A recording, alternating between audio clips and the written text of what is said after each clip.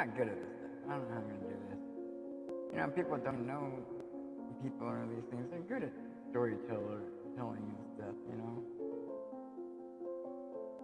I don't know how this is gonna really work.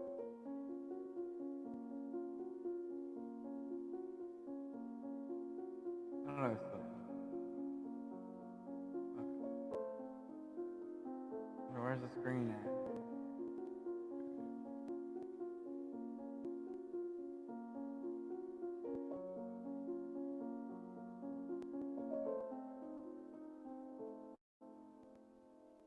So, in 1971, Joni Hannigan goes missing from Wapato. Alright, so.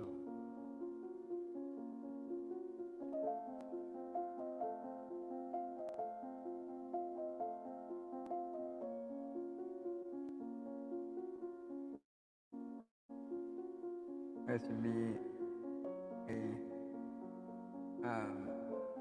post by Tammy, Ayer, my friend at Yakima, Herald. 47 years through answers. 16-year-old Janice Hannigan at Topish disappeared. Answers Eve in 1971. Her sister refuses to give up the search.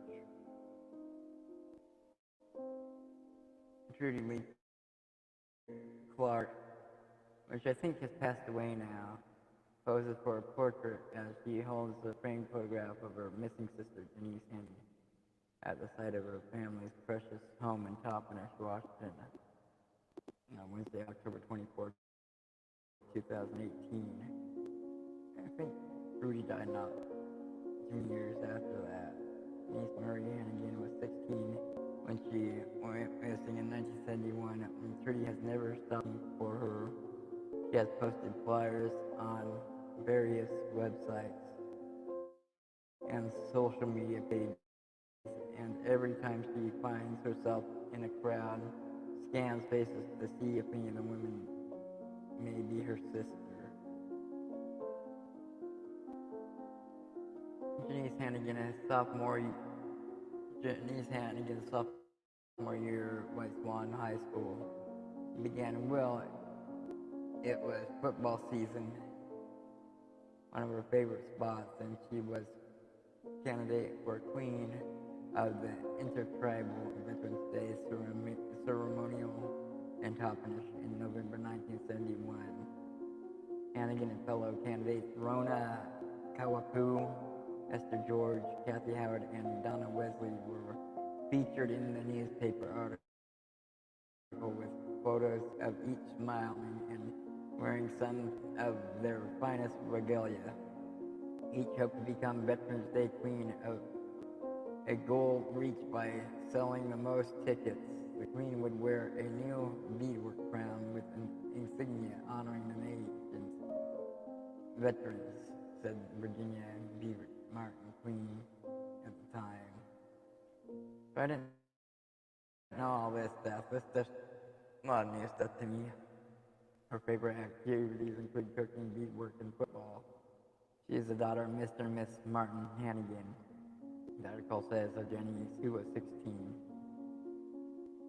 So this is covered by Tammy, Ayer of the National, the Yakima Herald Republic. And she does a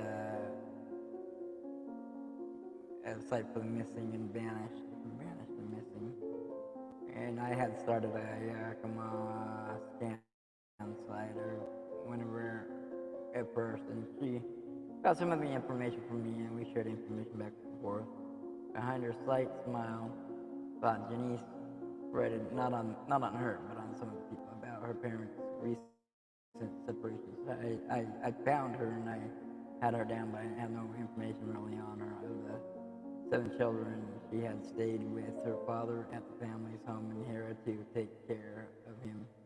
6 siblings went there. The mother of Buena, we call the sister Trudy Lee Clark, 65 Wapato.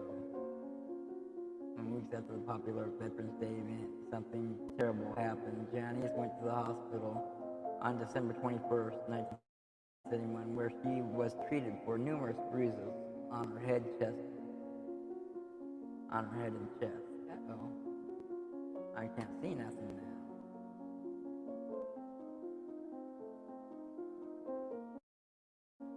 What happened to her?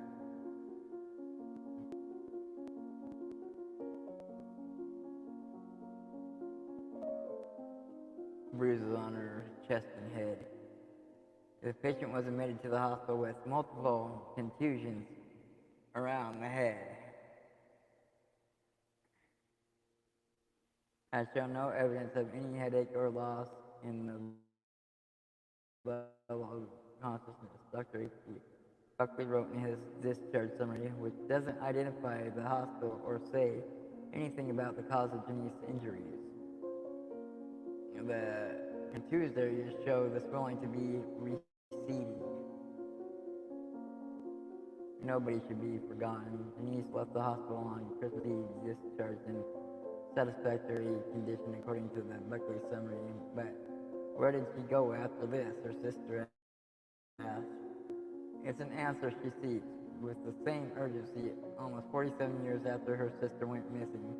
Clark's quest bears a tragic similarity to other families and friends of Native girls and women who have gone missing on the 1.3 million acre Yakima reservation. No one knows the exact number, though efforts are underway to determine how to increase reporting and investigation of the missing Native American women in the Washington state on the Yakima reservation. Many cases of missing people or mysterious deaths of women and men remain unsolved. During a 2-year FBI investigation spurred by rumors of a serial killer, investigators found as many as 32 cases dating back to 1980. Janice would be 63 today. Clark's search began in earnest in 2014. That's the date of this, not today's date, that's the date of this paper that Tammy Ayer put out by her interviewing her sister, Trudy Clark, which I believe died not long after this interview, inspired by memories of their mothers who died in 2001. I was thinking about my mom and how she would cry for her daughter. Clark said, just remembering how mom cried about her. On the surface, it may appear that she and her siblings have moved on. They have pursued careers and raised families. Most have left the Yakima Valley, but amid the demands of daily life, Clark wonders about the sisters lost long ago. Is she alive and living somewhere? Is she dead and buried somewhere? I wish I knew, she said. Nobody should be forgotten. Nobody should be raped, murdered, and mutilated. Nobody should be missing. Precious paperwork. Clark carries a folder filled with copies. Most came from the Yakima Nation Police Department investigation through a year. Like Janice's first kit, she obtained or wrote herself. A photo on the flyer she shared with several missing persons websites on Facebook pages show a serious young woman wearing a pale pink dress, her long hair loose. It's pretty much the only photo Janice, her sister, has. The flyers say Janice went missing from Wapato on March 1st, 1971. The Yakima agency lists her as deceased that same day. Clark said, she says both are incorrect considering that Janice was in the hospital in December 1971 and competing in the Veterans Day event in November that year. Says Janice was upset about the breakup of her parents and was a possible runaway.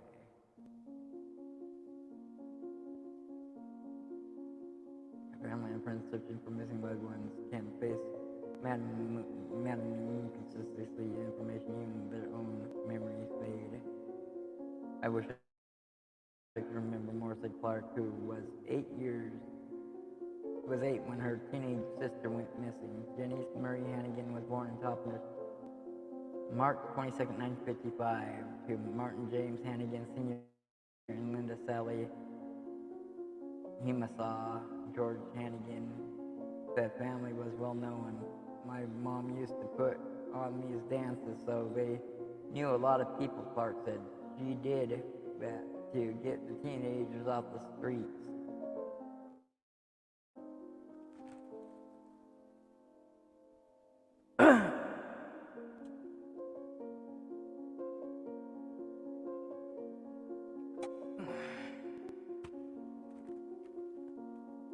When her parents separated, Clark saw Blessed Janice after the hospital stay. She never saw Janice again. Investigators had told her they think her father did something related to Janice's disappearance. I say no, he didn't, Clark said emphatically. According to the Bureau of Indian Affairs Missing Persons Report from 1975, Janice had gone with her father to a basketball game in Lewiston, Idaho, and went missing from there. It says it happened February 1971. Perhaps Janice was gone for a little while and returned.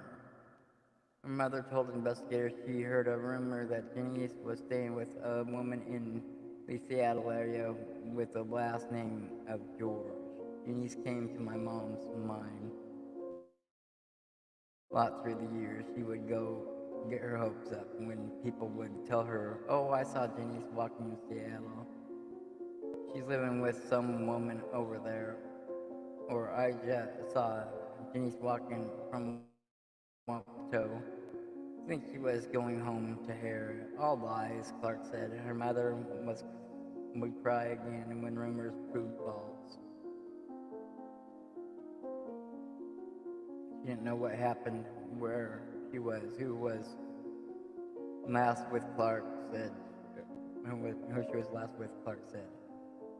She interrogated a couple of her boyfriends she had. They would just tell her they didn't know where she was. Clark is realistic. She knows her sister May had died years ago and possibly at the hands of a murder. She believes Janice might be buried on land near the family home outside Herald, on land she and her siblings leased to a local farmer. At the old home site, we had a burn area and an outside toilet that was way back there on the property along with the well, Clark said. He has tried and continues to try to get authorities to walk the land with the cadaver dogs, but also hopes the farmer could help. I don't know how far down you dig when you're planting, but I do know that where the pumpkins are planted on top of the hill is where our home was. She wrote to the farmer in October 2017 asking him to dig a little deeper if he wouldn't mind. We had a cellar under the house and an outhouse closer to the downhill, Clark wrote. Even though one cooperates, you won't stop looking. People tell me to just let her rest in peace. I'm like, rest in peace? Where? I don't know if she's alive or dead. If she's dead, I want to bring her home to our cemetery, she said, in the Toppenish Creek Cemetery near White's Lawn. She hopes could bury her near where her father is, died in 1989. And in another tragedy without resolution, Clark's niece, Linda Day, 39, was found shot to death under the Marion Drain Bridge on U.S. Highway 97 near Toppenish. Her body was discovered in February 2017, but she wasn't identified until March of this year, so the year of this paper, which, what it was, although some family members have told others they provided dental records soon after the body was discovered. The investigation is ongoing. The FBI working on the case.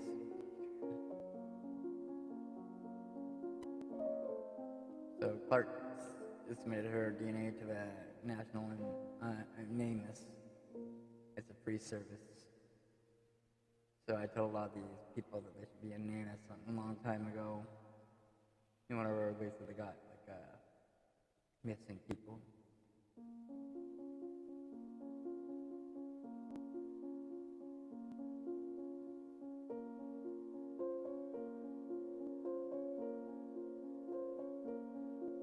Anyway.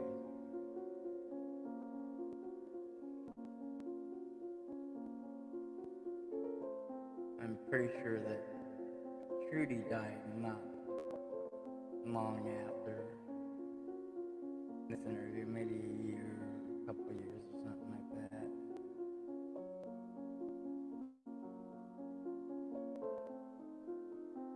But as far as I know, Janice hasn't been found.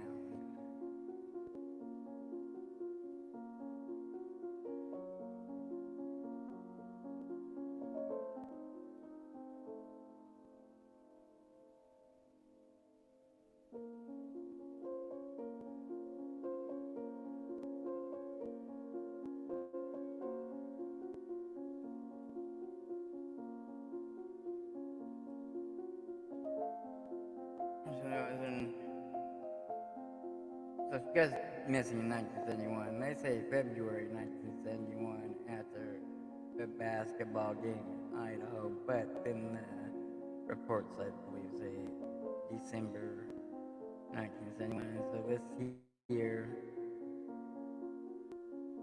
is, where it says it, we live here. I'm in here.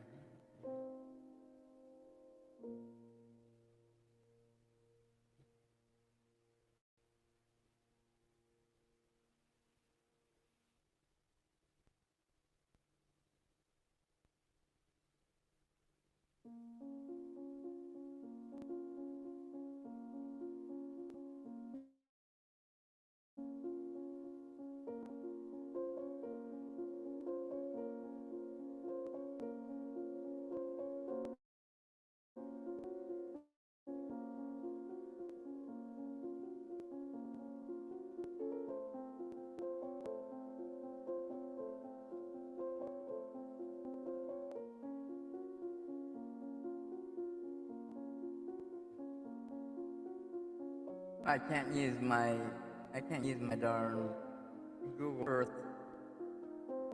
program because every time I try to go into it, it kicks me off line for whatever reason.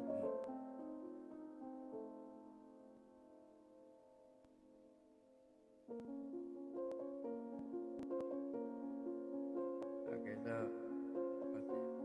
1971.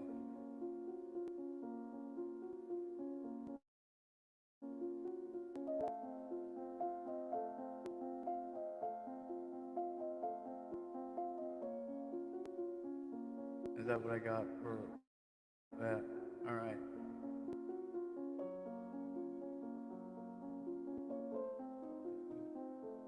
Now, Laurie Parker's in from here. She's from Spokane. Alright, so we have... Okay, so we've had people like the serial killer Teddy come through here, too. Ted Bundy on... Let's see here. Right here, June 29, 1974, Bundy went on a raft trip down the Yakima River and put a raft in at the I-90 and Highway 97 in Ellensburg, Washington. Okay, so Ted Bundy is here in 1974.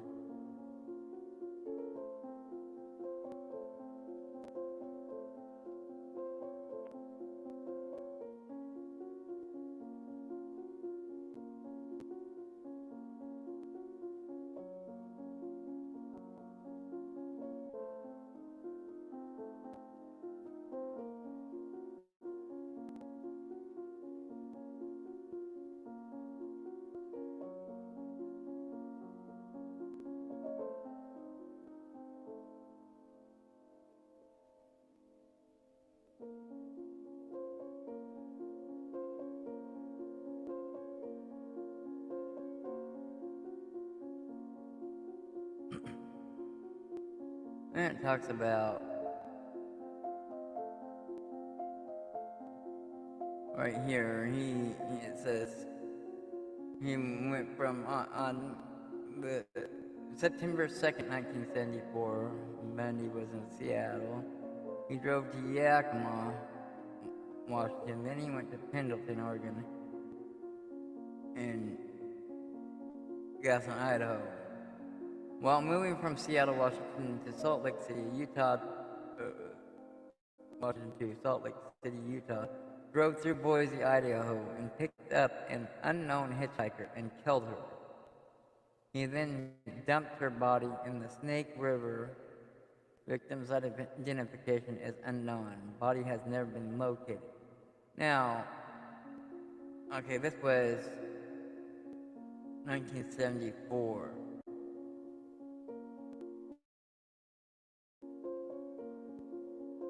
Now, if I look here, and there were found here. I don't know if they ever figured out who killed these people or if they were killed, but they were found.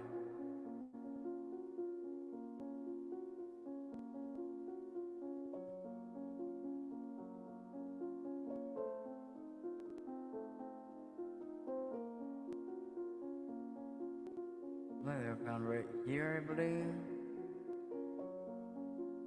This is not the Snake River, but it would be on his route is right there. Not the Snake River, but in, I think, 1975.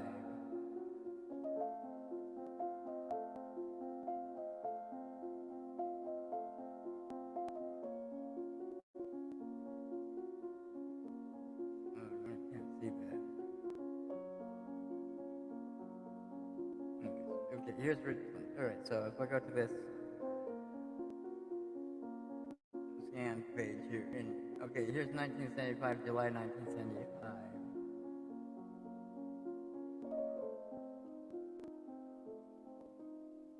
And I don't remember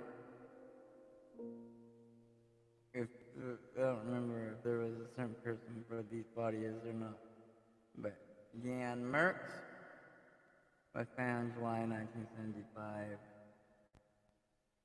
and so was Shannon Barley was found August 8, 1975, by the Columbia River, which is by that path that he mentions. So there's 395 there.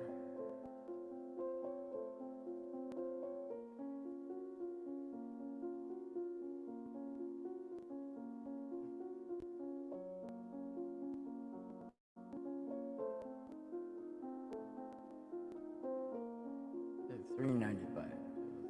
Let's see what we got here.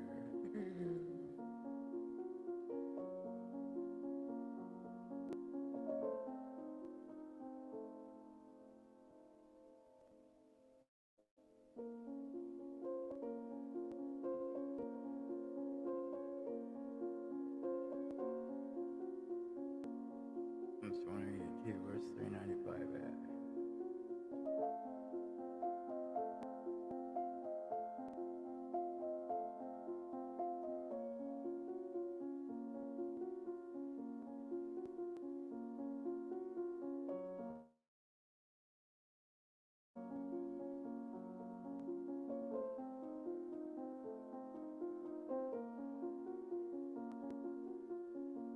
Here's Columbia Park. And I'm not showing the road anymore, is it? Right there is where the park is, where the bodies were found in 1975. I don't remember if that might have been a Ridgeway victim, or if it might have been Ridgeway or someone else victim. I don't have no information on that right now. It don't look like. Okay, but you can see right here, that thing here.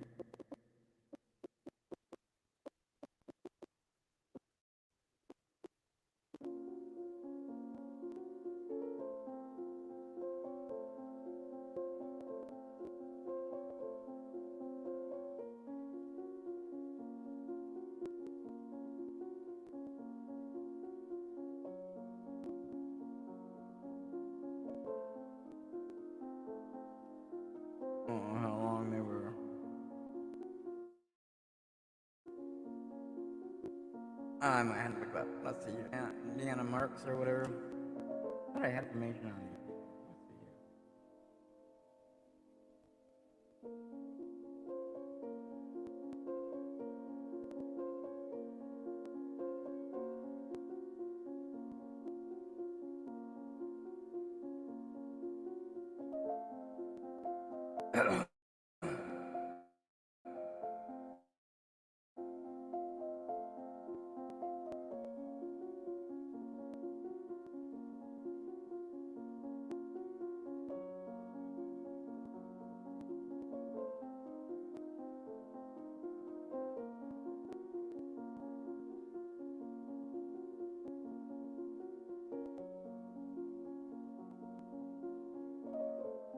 Found buried in a shallow grave inside the Bureau Park in Pasco, likely strangled, believed to have been abducted in July 15th, 1975. Is one of them.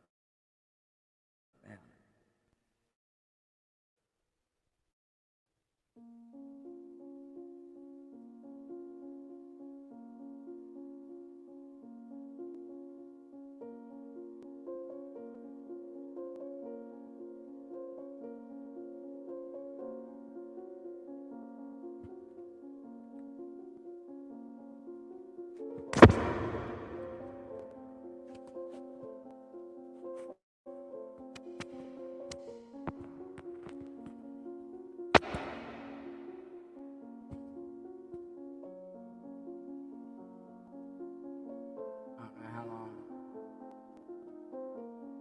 Do I just have her being found?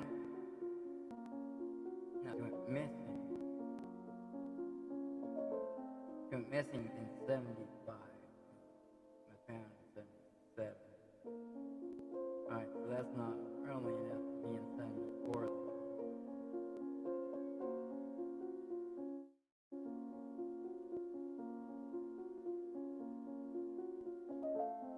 Someone being kidnapped in 74. So that wouldn't be it. Abducted in 74, according to what this says.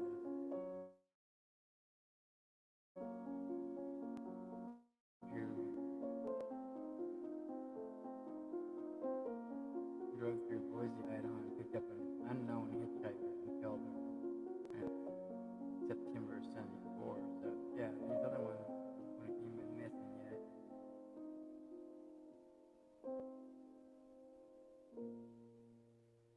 That's just off. You know, the cartridge is close to 74 December.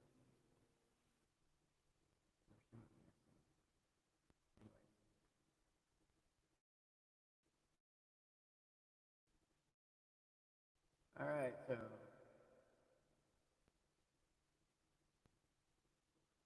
one in Yakima. So here's the one in Yakima. Here's the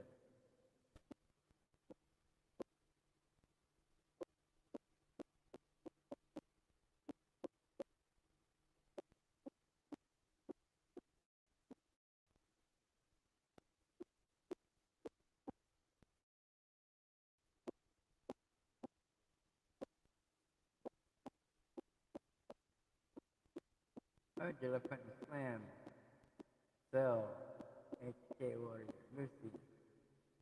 That doesn't seem to be going very well.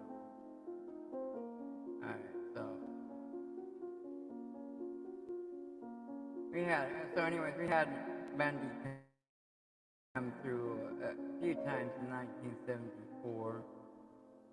Ted Bundy comes to the town a couple times according to his. I don't know, he must have been using a credit card or something to buy his gas. So he was tracked everywhere for years and years on my credit card or something he was using. So they just watched everywhere he went and stuff. But yeah, I guess I wouldn't have been any of those people because it was someone who took from Idaho.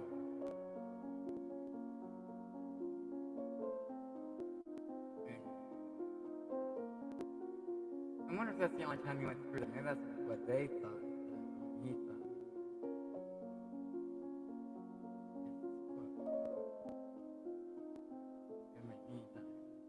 And he said the Snake River. He could have got rid of someone in the Snake River, but Bundy would drive, he would drive through states, I think, with bodies in his Volkswagen Beetle, and he took the seat out, I believe, and he had bodies in his car.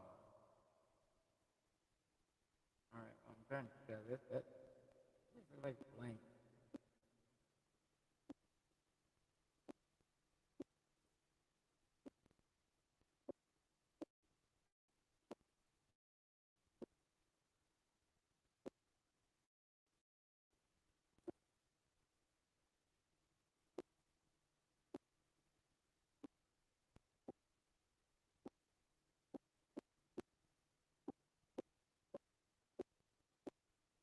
I'm not gonna look at that at all. I don't remember how that.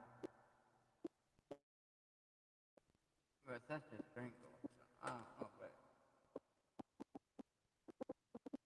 it doesn't fit. The time the strangulation fits Ted Bundy. I don't know if that's the information he gave them or if they're just looking from something where he went from Idaho to here. It's just actually the opposite way around. But there might be other places where he did that, or went close to that area. And I don't know, could he got the Snake River and the Columbia River mixed up, maybe. I don't know if they found people on the Snake River, but they said they never found the body, so they found a couple there that were, I think they're both buried in shallow graves on that climbing park. Makes me wonder how they do that, because that looks like a, I don't know, maybe it was wooded or something. That looks like a public park. I don't know.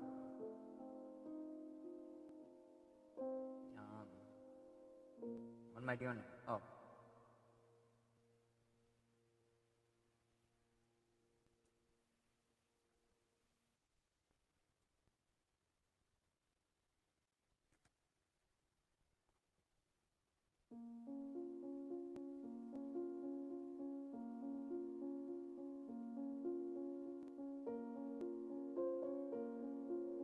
Oh. What? They identified her? Really? They identified her?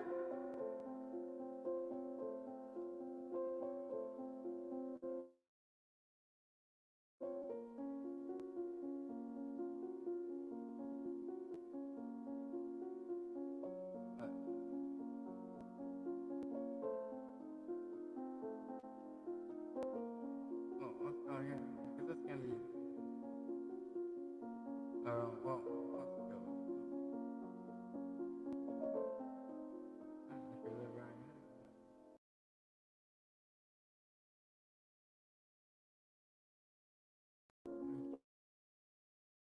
Joni Gates.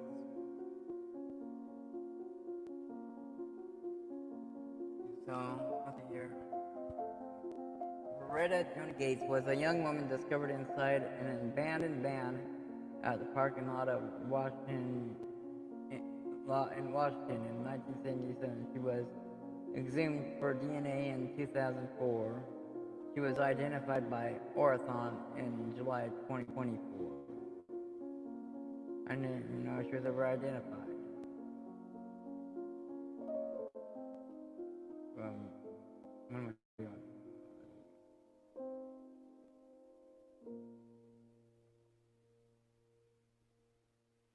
So, this is where she was found.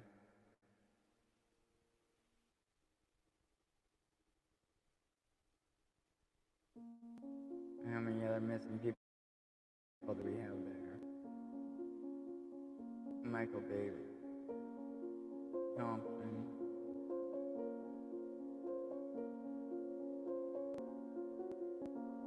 One, 2009. Julie Miranda, 1990. Jim Merrill, 1991. All down that same street.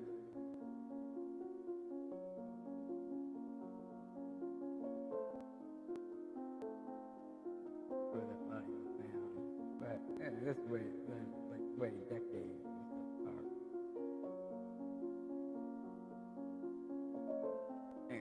see. Because I never read this. This is interesting. Joni was last seen at the hospital.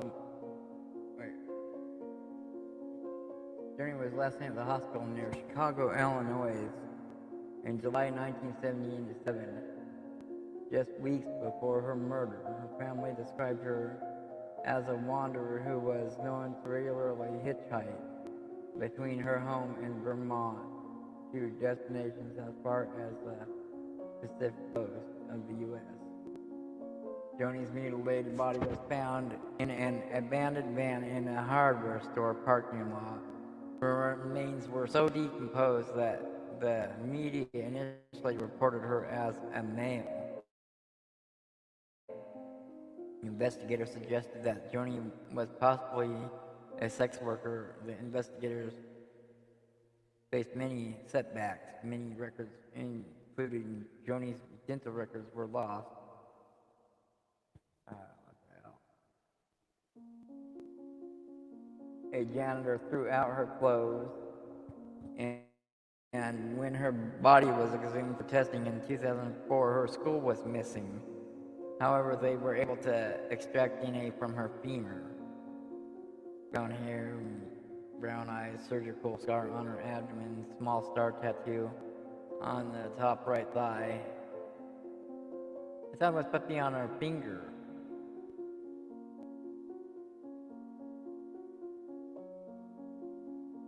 Yellow handmade dress, white panties, stenciled Scott Lily 2H, blue corduroy pair of band jeans, and green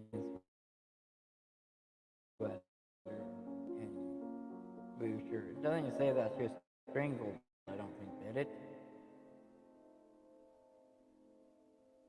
This is the first time I heard they say that they identified her as a man, because everything I heard said that she was strangled with her clothes and stuff.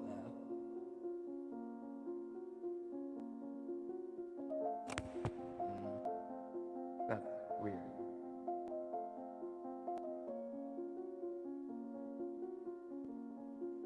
Let's see, did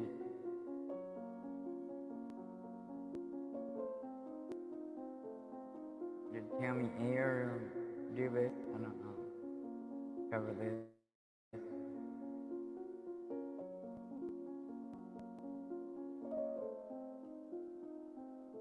That's very weird.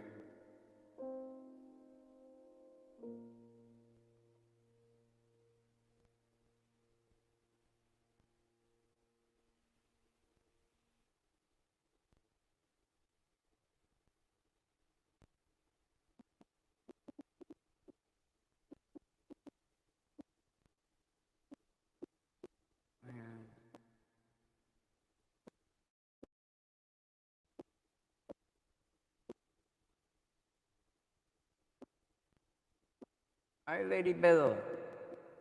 Hey, Slim. Voodoo Voodoo Dabapa. Hello. 710 Oil Rig. Hello, hello. Hello, Putin.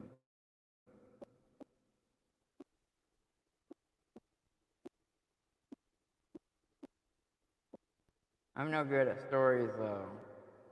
I could actually meet some of these people, and I can't, like, tell the stories that, like, other people don't meet these people and stuff. Like, tell, you know. I come up with all this dramatic, all this whatever stuff. I don't know, all this. I don't know how they do it. Anyway, what was I doing? Please identify with the woman found. Yeah, this is Tammy Ayer. Okay, so she's one. I don't think she cares if I like use her info and stuff.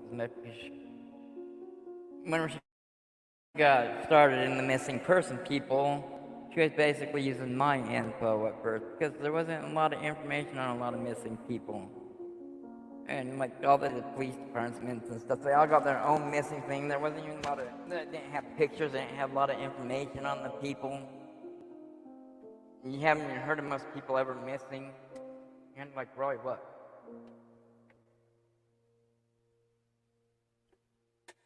Or their names are different than what they say on the missing person thing or whatever. Yeah, I don't know. A young woman found murdered in downtown Yakima, July 25th, 1977, has been identified as Beretta John Joni Gates.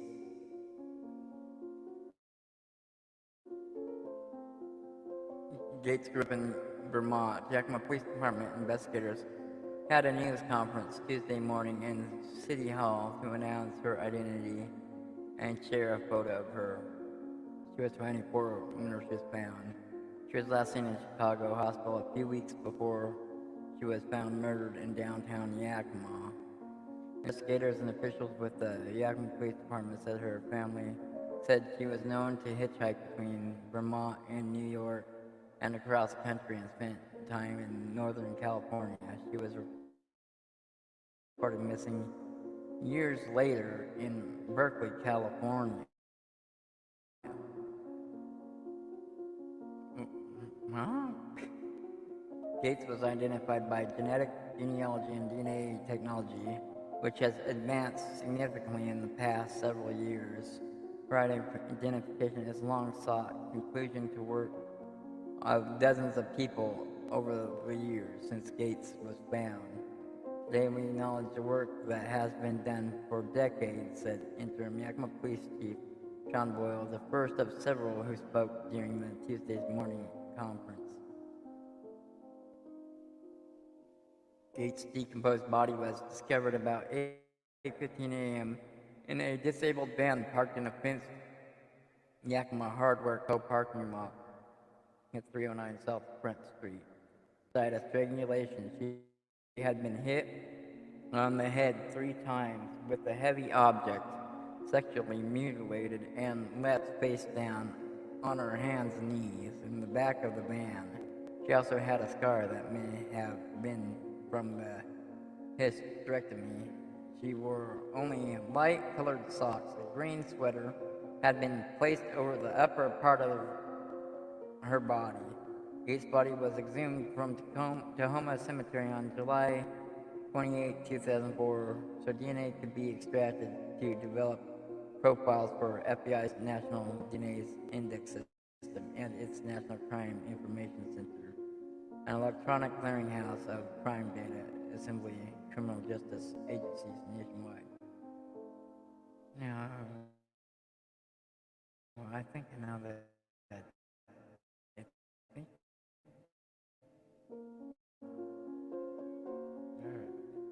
since she was exhumed and reburied in Tahoma 2.5 months later, DNA technology has advanced genetically and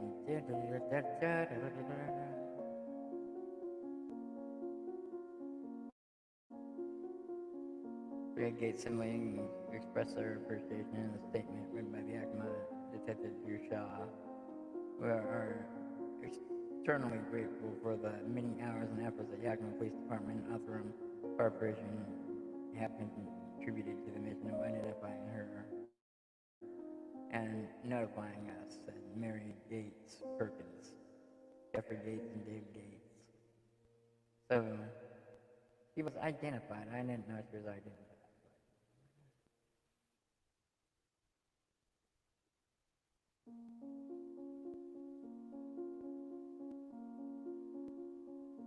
Not that one.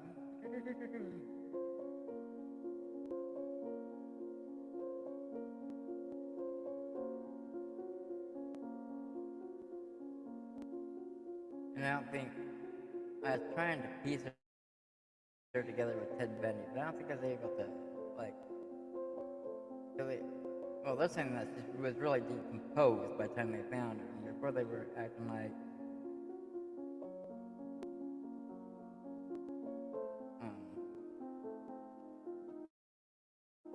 it hadn't been that long, so I don't know, if she's really decomposed, maybe it could have been a number of years, or whatever, I don't know. I doubt it. It was actually inside a OIC van, so it was like, OIC is usually like something that does schooling to teach people careers and stuff. I don't know what it was back then, I assume the same thing, but they usually give people schooling to teach them careers. So yeah, now she's got a name, so she's down there now. And these other two, I don't know. Diana and Merckx and Sharon and Burley. I don't know if they're whatever. I don't know if they could be. To me, if Bundy was here, well, no, she didn't go missing. They didn't go missing till 75. So, I don't know. Well, those actually come through Yakima. That's not Yakima over there, so you could have went over by that way more. Okay, so you got Linda Adams now.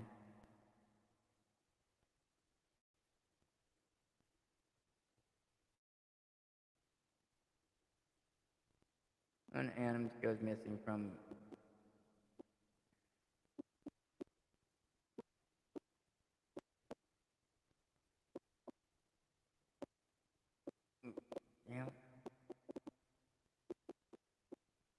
I got her over there. I know about there though, so I think I can do something there. Because when I used to live there. I used to live out there when I was a kid. So we used to live.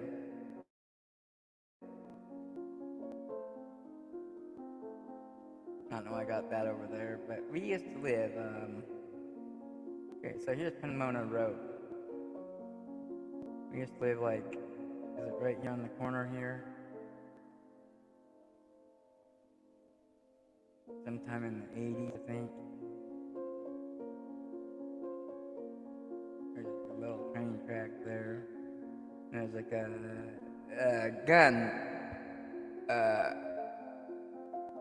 target place, gun range out there, where people shoot clay pigeons and stuff. Me and my friends actually were out there once. Not the smartest kids, I guess, because, okay, so there's a gun range right here. We used to live right around here in this area here. There's a gun range right there. When I was a little kid, we weren't living in this part, we were living at a trailer park. Okay, there's a trailer park,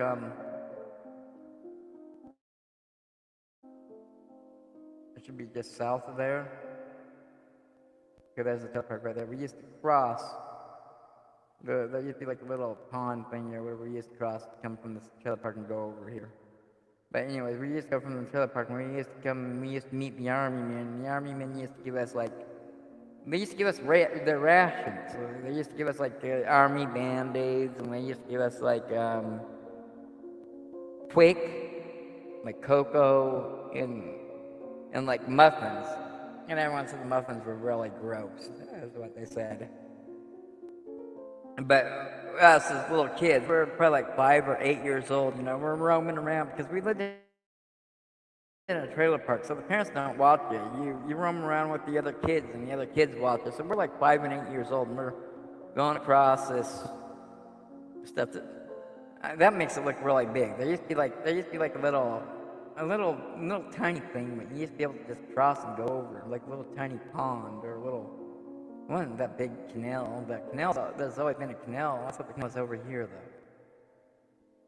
Anyways, we used to cross this little dinky thing. It wasn't that big to get over here, and we just go there. One day, me and my friend were out there. We thought that the gun was closed. And yes, we were like young, like 5 or 7 years old or whatever it was. We thought the gun range was closed, so we went out there and we were picking up the unbroken clay pigeons. We were gonna take them home with us. Then we started hearing guns fire. And they had like hay bales and stuff, so we're jumping behind the hay bales and stuff like that's gonna do anything. But then we ran out of there. I don't know if they had, because there was no cars in the parking lot or anything. I don't know if they had some sort of alarm system or what, but it sounded like people were out there shooting at us. And we were picking up the clay pigeons, the unbroken ones. But anyways, as kids in the 80s, we used to go over there and we used to talk to the army. But there was also this, I think he came up this way somewhere. That's where I got her. Anyways, I think he came up here this way somewhere, and I think there was like you went past like some houses or something. I think there was like a swinging bridge, like a swing cattle bridge or something. Well, it took you across to some little islands, which I think that's what must be the thing that we're doing here. This is more what I thought the canal was. I'm kind of confused because the canal looks like it's back here now. This is what I remember the canal being over here, where this is. Because we used to go over here and we used to crawdads and stuff, and people would, my sisters and stuff would come down here and they go across these train tracks over here. And so my cousin and stuff from Missouri came over one time, my sister and them took off across the train tracks. So I was about 6 or 7 years old. My parents told me to go get my sisters. I just knew which way they went. People would usually go towards the army base, and I saw them walking across those train tracks. So that's how it went. Like, you were like 5 or 7 years old, you're all taking care of each other. My sisters were like 6 and 8 years older than me. But that's how it went in those days, you know. You'd be just playing out with you'd be playing out with the neighbor kids in the trailer park. You all watched each other, all the kids watched each other. We'd be over here, we'd be digging foxholes, like army foxholes. Digging army foxholes in the ground. And we even had this big mound one time. We had all these foxholes going through it, like a huge big old mound. And one of my friends got up there and he was jumping on it. He wasn't my friend back then. Back then everyone wanted to beat him up. But he was jumping on these. It was a big mound and all these foxholes we had going in and out of it everywhere. And he went up on top of it and he was jumping up and down trying to cave it in on people who were inside it. But yeah, we did that and they had like a basketball hoop and stuff. Anyways, he became my friend later, but all the kids in the trailer park always wanted to beat him up, and he was always abused by his dad and stuff. His dad used to chase him around outside the trailer, and all the kids used to go and catch him for his dad and beat him up for his dad. But he was a pain in the ass. He was always trying to, like we tried to have fun doing something, he would try to ruin it. Like trying to cave in that foxhole on everyone. But at the time, he would have only been, like, what, a year older than me? So, maybe 7 or 8. But we had teenagers and everything else in the trailer park. We used to ride our bikes all over that trailer park, up and down the stairs, and play bike tag and do tabletops and all sorts of shit. Anyways.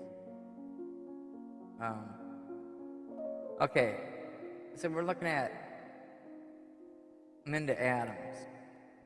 Okay, so we all...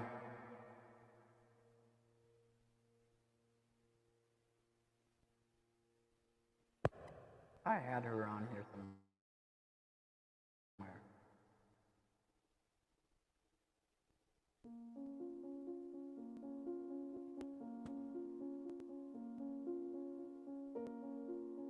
Okay, so we're all looking at Linda Adams.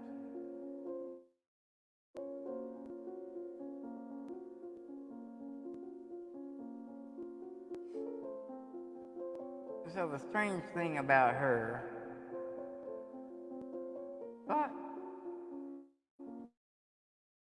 that's where I had her already opened on here somewhere.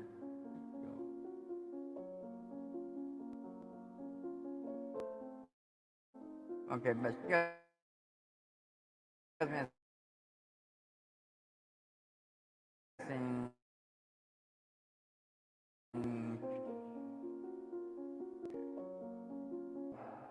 because she supposedly was never reported missing. So I don't know how they get a missing date of that.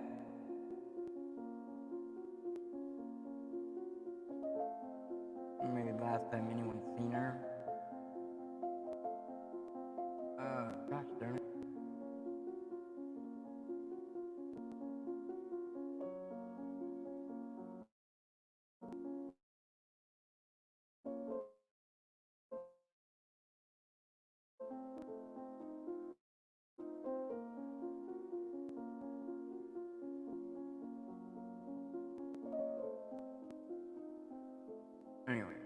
Come on. And,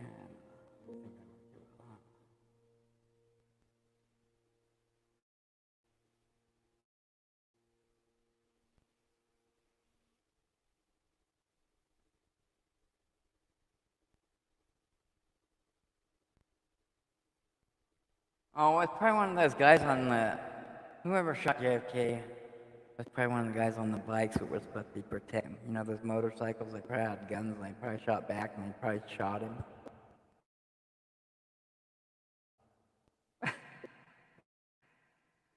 I'm just saying, I don't know. But I think you shouldn't be able to see a bullet, but I think in one of the videos, I think you can see a bullet, and it seems like it's going straight. I don't remember where it went, but it looked like it was going straight back. To me, it looked like it was probably shot from one of those motorcycle cops or whatever they got, whatever they're supposed to be protecting them. I don't know.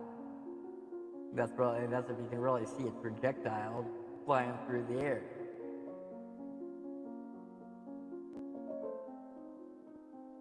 But like on all the other things, there's something where of course this is a computer, and this years and years later and stuff, I was looking, it looked like you could see something flying through there, and it looked like it was going straight, almost straight backwards.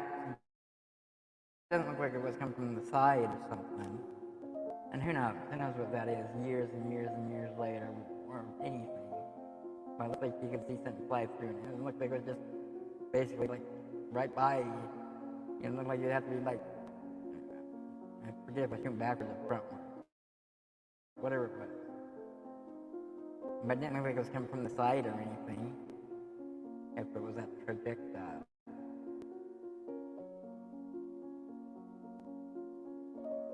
But you also got people like,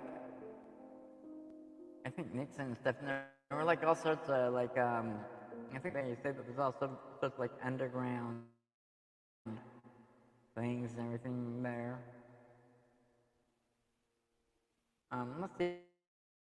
Let's see if Tammy Ayer has something on. No, it's not a son. Because Tammy Ayer is the one who actually told me this information. I don't know if it's gonna be there. And why isn't thing on her? Okay, we'll try this Charlie project out. But anyways, Linda Adams was never reported missing. She goes missing, it says like 78 is what it says, or what I got on here. June 1st, 1978, I got that from somewhere. Missing. Well, she was never reported missing. What brought up her being missing, I think, was in 2004 or something. Yes, 2004. Linda was last seen on Pomona Road in Yakima, Washington, June 1st, 1978. She has never been heard from again. Because Linda was a chronic runaway, her disappearance was not reported to police. And then it says, until 2004. Now, I don't know how it draws that, because what I was told was until 2004, few details are available. Now, what happened in 2004, or whatever, was Gary Ridgway was caught, which was the Green River Killer. So, he must have told them something about this girl. That's the only thing I can think of. She was never reported missing. The Green River Task Force is the one that reported her missing.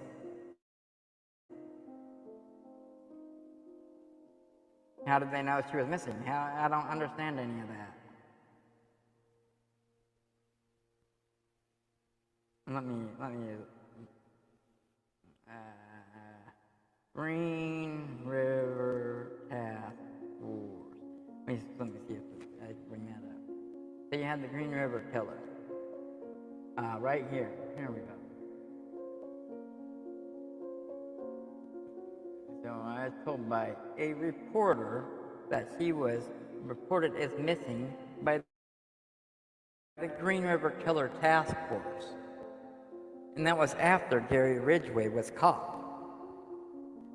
Linda Marie Adams was a teenager who went missing in 1978 from Yakima, Washington. She was not reported missing until 2004 as she was chronic runaway. Her Her disappearance was reported by request of the Green River Task Force, a task force dedicated to finding possible victims of Gary Ridgway.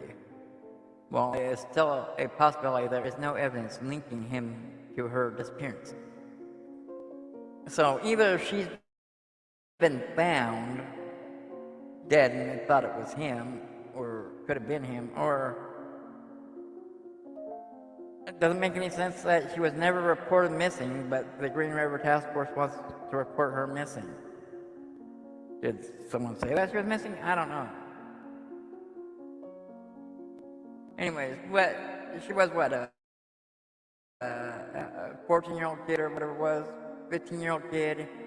And now, when I was in the trailer park and stuff back then, and it seems where she lived, who knows what she might be doing. They say run away and stuff, but who knows what they might be doing. But, like I showed you, there's a trailer park right there. So what kids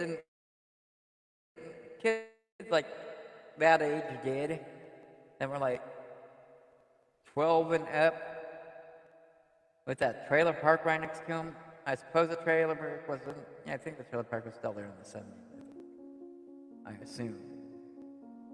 But like my sisters, whenever they were 12 years old, they were watching all the other kids in the trailer park. They were getting paid by mothers and fathers to watch the kids around the trailer park. All the parents would want to watch kids. So, I mean, that's one thing you could think of was, at her age,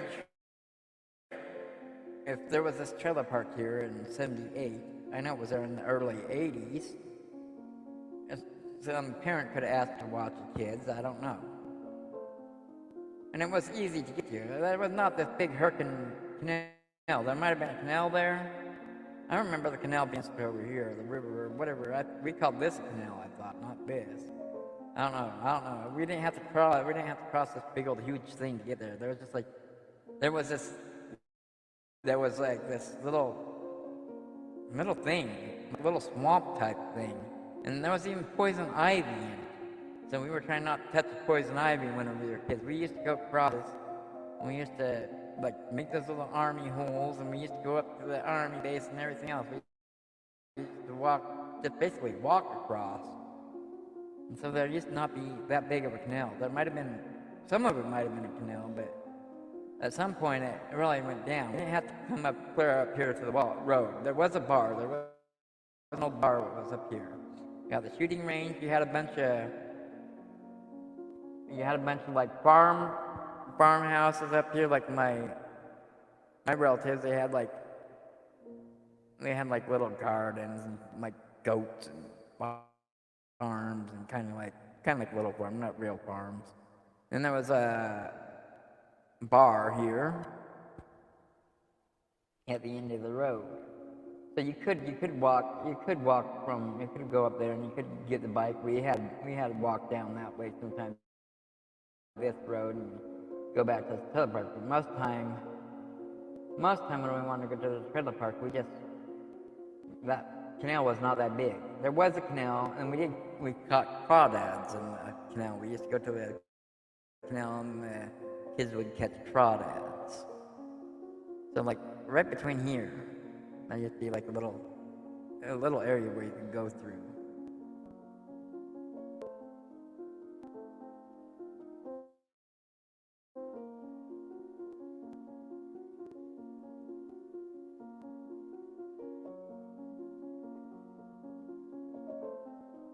But yeah, we used to live there. Anyways, that's just what I'm saying.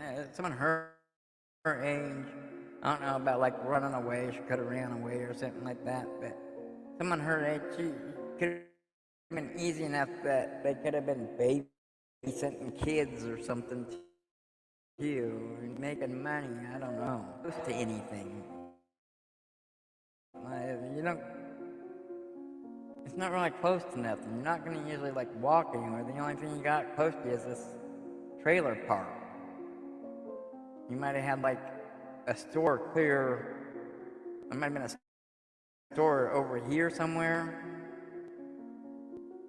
Well, that's quite a bit of ways, and you had to cross big old roads and stuff to get over there. I don't think so. You're out in the middle of nowhere out there. And that was like nowhere back then. It's still nowhere now. I mean, it was usual to go from the trailer park to here. That was usual. Maybe cross and go down. And some of the kids would follow these tracks. I didn't know where they were going. Why they were crossing the train tracks. My sister and them would do that. I don't know where they were going, but that's what they'd do.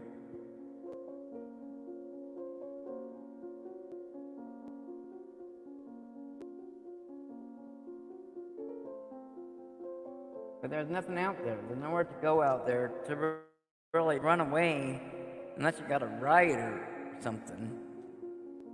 Anyways, I don't know how Gary Ridgway, the Green River killer, or his task force was in there, and I don't know why it didn't come up till he was caught for her to be turned in by the Green River Task Force. So, Gary Ridgway, the Green River killer.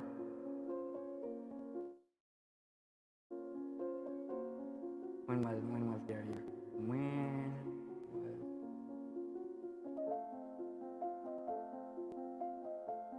I think it was like 2001 or 2003 he was caught. 2001.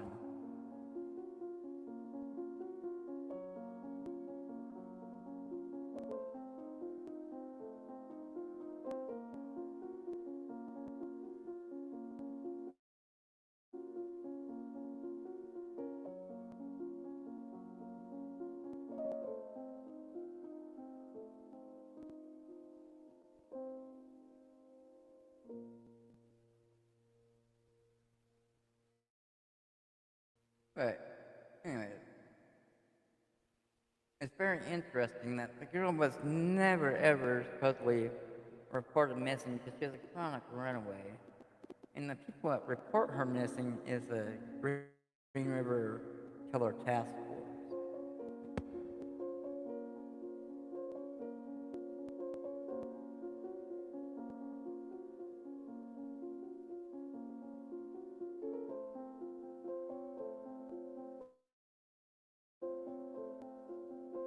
Yeah, I don't know much about JFK, but I did look at some of that stuff before, and it looked to me.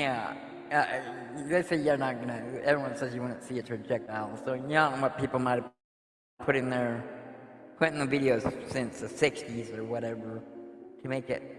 You know, we're just getting whatever videos. You don't know if they're original videos or whatever. But to me, it looked like there was something flying back towards the car, like. Or forward, or whatever it was. It looked like it was coming right at him. It didn't look like it was coming from the side or something from the thing I was looking at, or going up and down. It looked like it was just like a straight thing, from the projectile thing I saw. But who knows? From that long ago and through all the internet things and all whatever, you don't know. But okay, she went from that. Alright. This girl's from the Tri-Cities. Girl from Spokane. We're trying to do this other identified.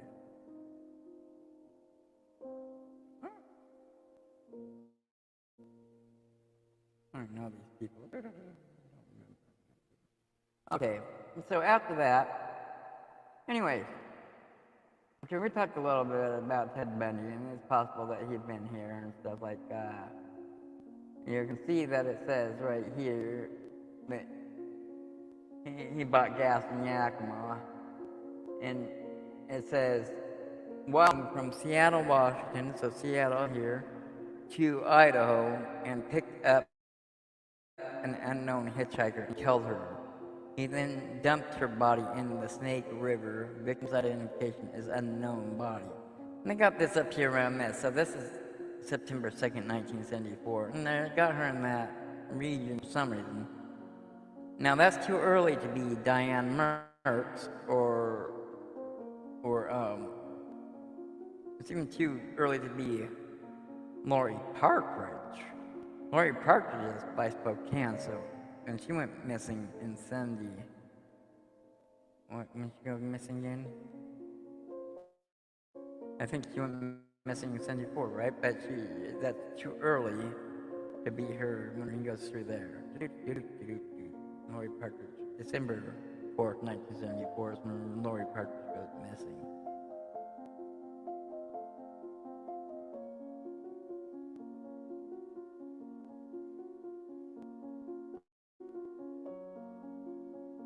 But he also comes through about 9/18. Gas in Yakima. They went to Hermiston, Oregon, Boss Gas, LeGrand, Boise, Idaho. So, when did I say? Still too early for Lori. Still too early for those other girls. Now, there were people that went missing. When did they go missing? I mean, look. Because Christina David. Where's Christina David? I got her on here. Christina David. 1981. That's way after. I don't know who it would have been. Unless the time's wrong. Unless there's another instance he comes in, but I can see a few instances. Ted Bundy comes through here in 74.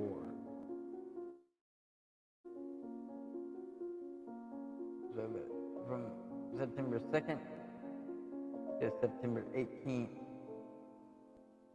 at different times he was here.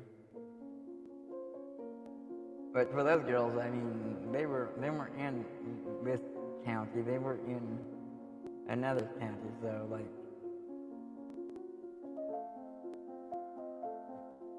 could have been, you could have dumped them girls there, or you could have buried them gals there.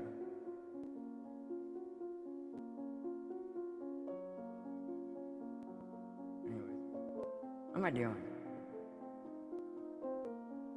Oh, okay, so, anyways, there used to be this lady, her name was Ann Rolls, and she used to write books and stuff.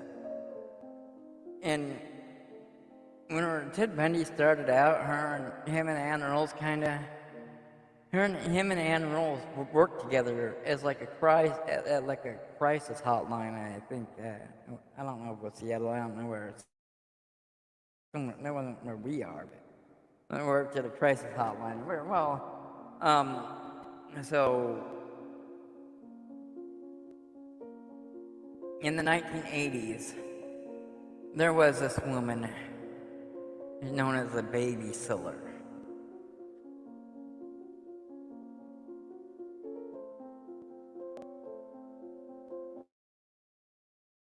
And I don't know why they call her by this name now that I look at it, because everyone knows her by Herald, and knows him by Harold Scott and Jackie Scott. Well, when these murders happened, I don't know how these two got together, but she's married to another guy. She's not married to that guy. And, I mean, all these things use that last name for her, so, I mean, it's not even her maiden name or nothing. It seemed like she was the main part of that. Now it looks like Harold might have been too. I don't know how those two got together. Because she's married to someone else at that time. She has a different last name at the time this stuff goes down.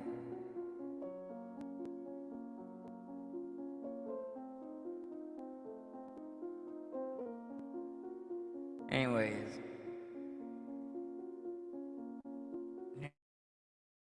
I want to find something where it's not going to try to get you like on copyrights and stuff like that. Anyways, okay. So I'll just read what this says. Now, Ann Rolls did stories on this and stuff. And Ann Rolls used to work with Ted Bundy. they were like, they were like hotline crisis people. So Ted Bundy used to take calls from like kids at his school and stuff like that, like having crises and stuff like that. Athens, a couple used a beautiful baby contest in the 1980s scheme, which at least 2 new mothers were killed and their babies abducted for sale, according to the authorities. Still piecing the cases together, Herald Scott and Jackie Suska of Washington State awaiting trial on murder charges and a baby abduction and slaying of the Alabama city may have been involved in 6 similar cases, according to the Texas investigators. Scott is under capital murder indictment in the killing of Geneva Clemens, 27, and abduction of their infant son in Athens, January 21st, 1980. Last week, Scott was indicted in the House on kidnapping charge of an infant abduction and killing of the baby's mother, Cheryl Ann Jones, 20, on March 8, 1980. Miss Scott, 34, is to stand trial May 4th on a murder charge in the slaying of Miss Clemens, who was shot after Scott allegedly approached her about taking pictures of her 15-day-old baby for a magazine. The baby, James Clemens, now 7 years old, was found abandoned on a rural road in freezing temperatures several hours after the slaying. So, anyways, they got this baby, and they were going to sell the baby to someone else. And the someone they were going to sell the baby to decided they didn't want the baby and took the baby back or whatever. So they went and dropped the baby off in freezing temperatures and was found. But they were killing these people's parents in order to take their babies, and they were using a baby contest to do it.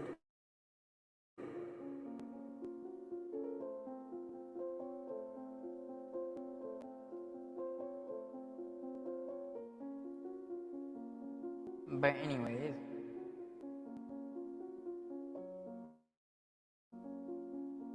no, not Scott Rowe.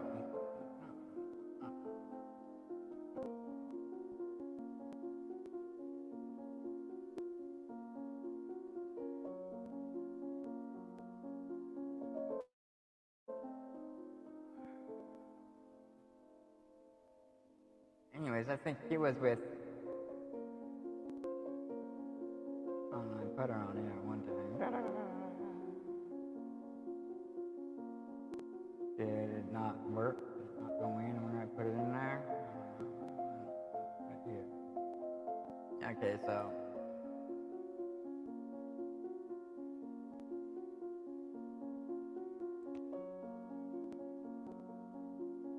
In 1981.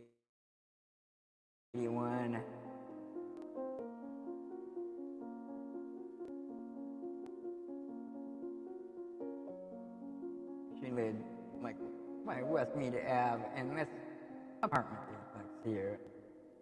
1981, I think that was called maybe Fox Run. I think it was called Fox Run Apartments. I think is what it was called. But she lived there, and at the time that in the 80s, I think she was married to, was it Vader or Watts? Let's see, 1980.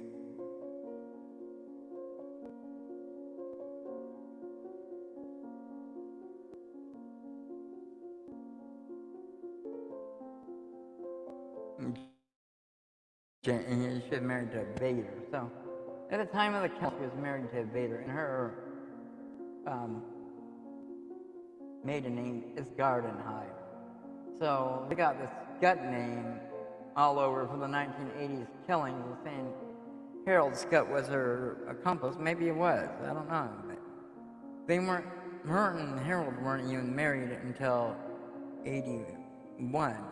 All these killings happened in the 80s. So I don't know. The killings go down in 80. And I think she divorces her husband after the killing. and then marries this other guy. I think she divorces her husband in 81. Yeah, she divorces him in 81, and she marries this other Scott. But in the 80s, whenever all the killings took so. Anyways, Scott seems to be a bad guy because her and him supposedly molested some family member of either him or her. I forget what it was, and went to jail for that, or she went to jail, and he was on the lam or something, I think. So yeah, they're both bad, but I don't know how it got to be like in all the media. They use Scott as her name, Jackie Scott. Well, whenever this happened, her name wouldn't have been Scott because she wasn't married to him yet. In the 80s, whenever they got arrested, she would have been Scott. And so yeah, it sounds like he's a bad guy because it sounds like they both molested some family member or whatever, supposedly. But I don't know. Okay, in 1975,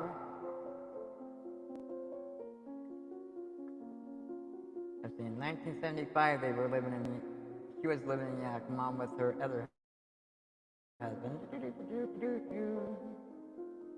Right. Here.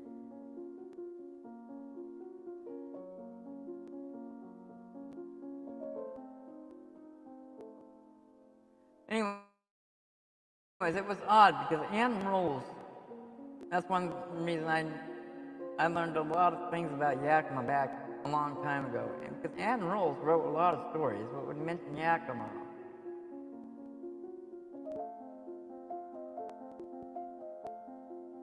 Anyways, this is where they lived in 1975.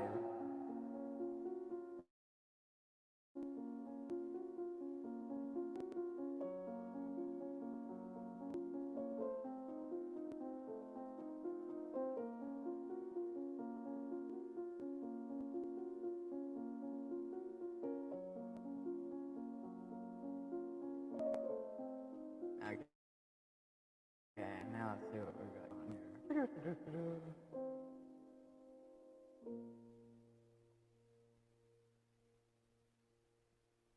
Oh, what was that girl's name again? Joni Gates or something? Gates.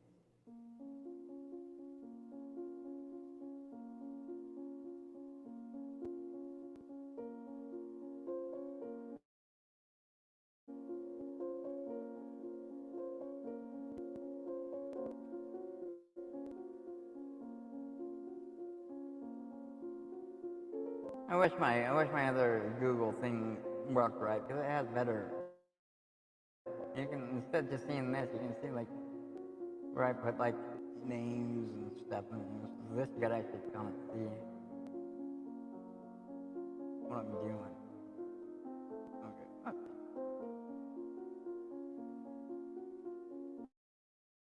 Come on,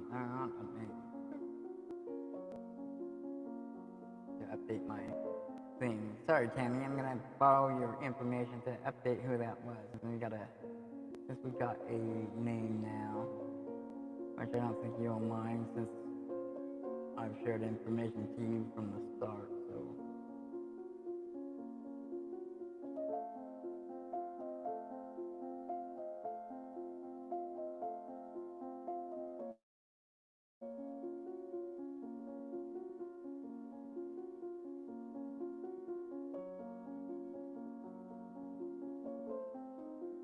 Under Adam 1978. Okay, so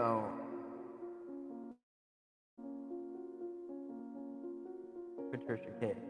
And this girl actually lived at one time, not at the time she went missing. She lived not that far from the place that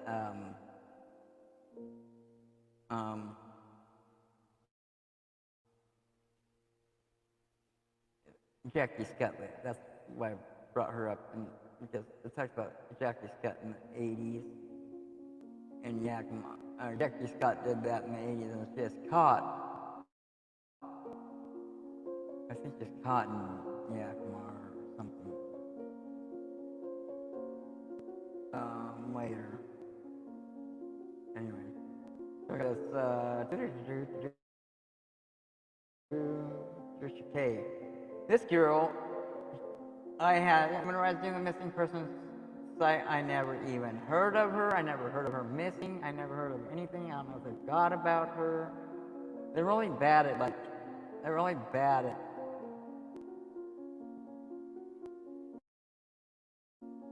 where is it?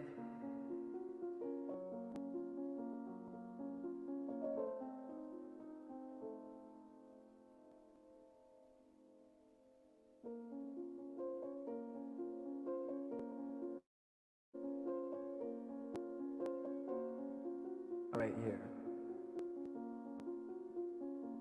So Patricia Kay, which I don't think anyone even heard of her until she was identified. But obviously they had missing information on her. But she goes missing February 6, 1983 out of the Tiki Palace restaurant parking lot. Now, I've never heard of her. I didn't have her on my missing person thing. I just found her the other day. I found out about her the other day because it said that they, I was looking around to see about these missing people and stuff, and I saw someone talking about the Blue Bridge, which is over there by the place where I said he might have got rid of his people. Okay, this is she goes missing February 6, 1983. And her car's left in this parking lot whenever she goes missing. She has kids and a husband and everything, but she just goes missing. Now, there was no missing person report that I seen on her, but the police must have a missing person report, and at the time, it sounds like they thought it was,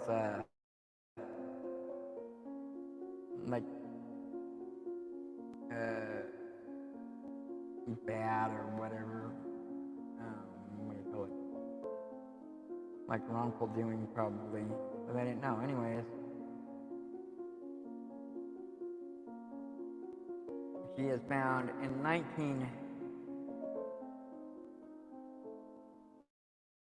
That's going to take us past these other people. She is found in 1986, unidentified.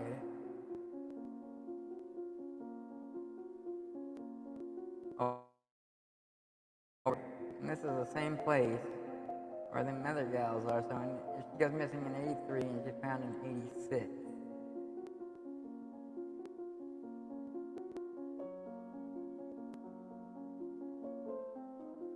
I'm trying to remember, because it said that one girl, it said that she was in a small grave or whatever. I don't think I remember Gary Ridgway or Ted Bundy digging graves. I don't know. He just says you sound like it may have thrown him off the bridge. But he did strangle people. They both did.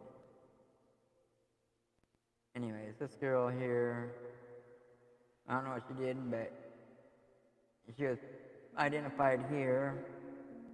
Last year or this year, she was identified here. And then you get the story how she went missing and stuff, which no one ever knew. There was never a missing person report or never anything on her that I'd ever seen until after she's identified. So I don't know if the police, lost the missing person report and just had a name on a file or what.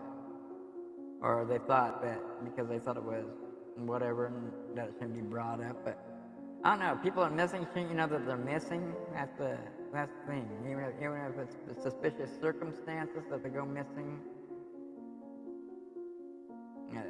wouldn't it be a good idea to, see if people see those people? I don't know.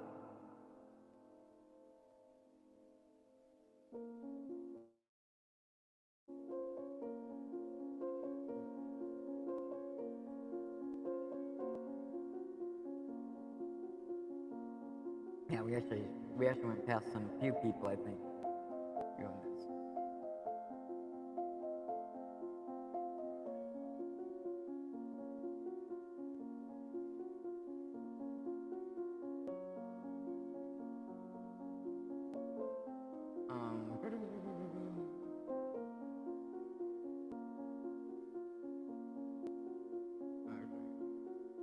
Or is it?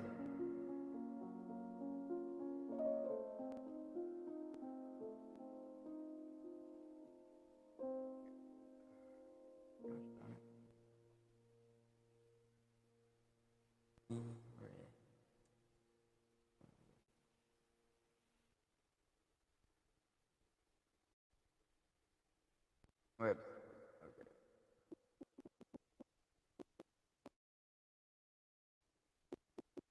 Then join the web sleuths here.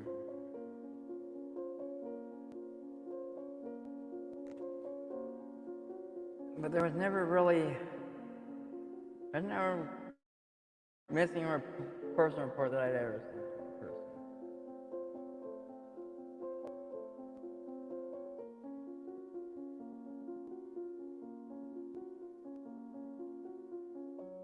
Patricia was last seen peeking past in Yakima after leaving to go to her office. Her vehicle was left at the Peking Palace. She had 4 children at home when she disappeared. So she has 4 children, so it's unlikely that she's gonna, do whatever. Anyways, she was identified, and I don't know if this is real or not, but here on one of these things it says that someone claims to be her niece, I think. Hello, I am the niece of Patty's. I was just talking with her eldest son about her doing a little internet searching. I found this thread. There are many unanswered questions, and her children have suffered a great deal on the heartache. I'm somewhat amazed at the info this site has of her. I am wondering who contacted the authorities. Her find a grave info, I would like to think them. I don't think anyone would know anything yet today for them instigating an investigation. I hope more information can be gleaned, what were truly to happen to her, and perhaps even finding her upper body remains. So, is this person really her niece?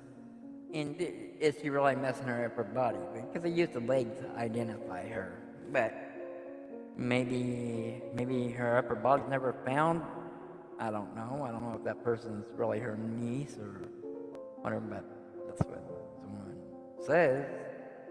And they used the leg, so are they just assuming the upper body was whatever because they used the leg to identify her, a leg bone? I don't know.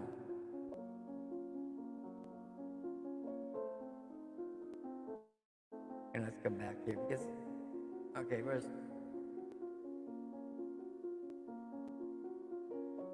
okay, Celeste Spencer. She was native, all right? So Celeste Spencer. She's found. I don't think she was ever missing. I think she was just found dead, like a mysterious death, I think. And this was in '82, so this one had been long after the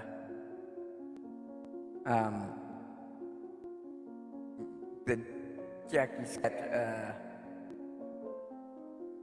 kid abductions and stuff. I don't know. Where was Jackie Scott address?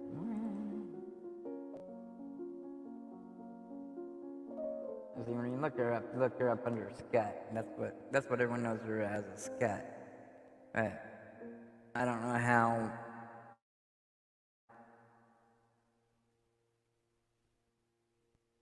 So in '85,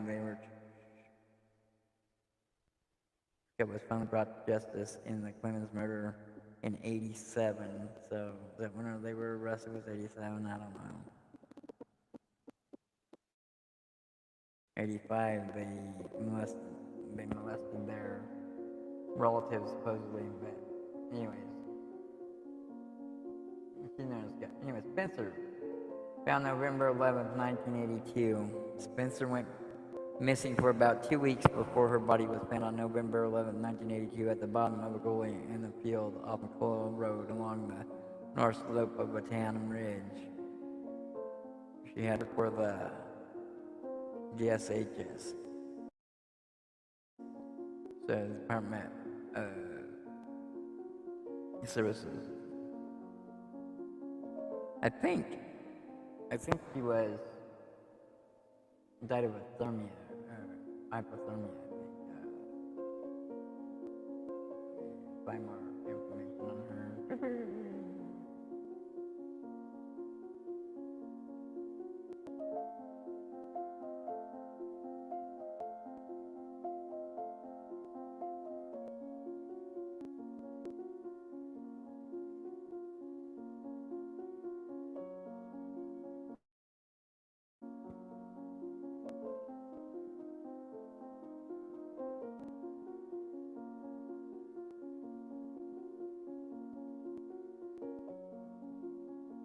Try this one.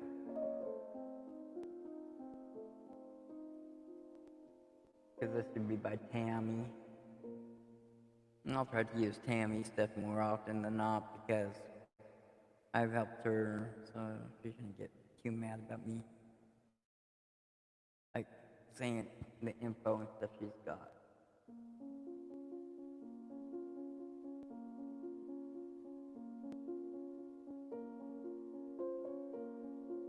Henry, hello Henry. I gotta look and see if you're modded. No.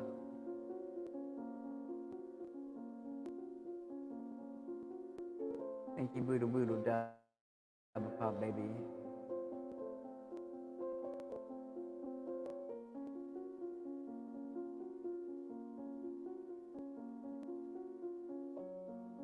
Oh, shoot. Oh. Right there. That one. Click on it.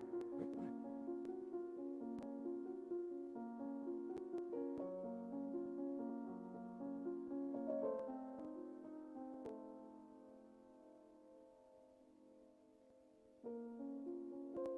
So it's probably likely that Gary Ray's been here too, especially with someone from the people actually had wanted the Green River Task Force from here in the 80s too. Daniel, Jaylyn, thank you, baby. But people wanted Ben to come here because they thought there was a serial killer in the 80s too here. But it seems that the Green River Task Force reported Linda missing after the Green River was killed. There's probably a good chance that he might have been here. I don't know. They say it had nothing to do, but why are they reporting it after he's caught? I don't know. Maybe they found the body of her and they never released that they found the body.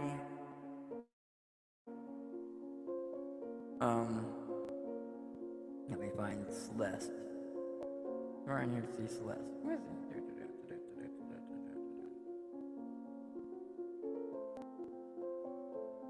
Mysterious deaths. That's what we're looking at.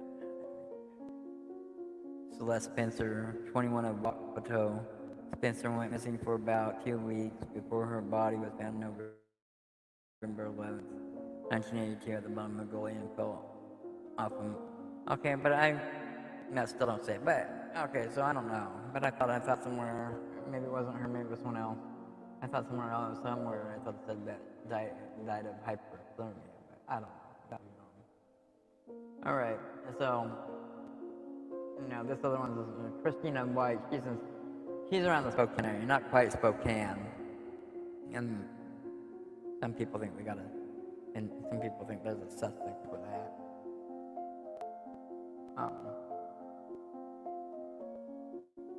I don't even know who this person is.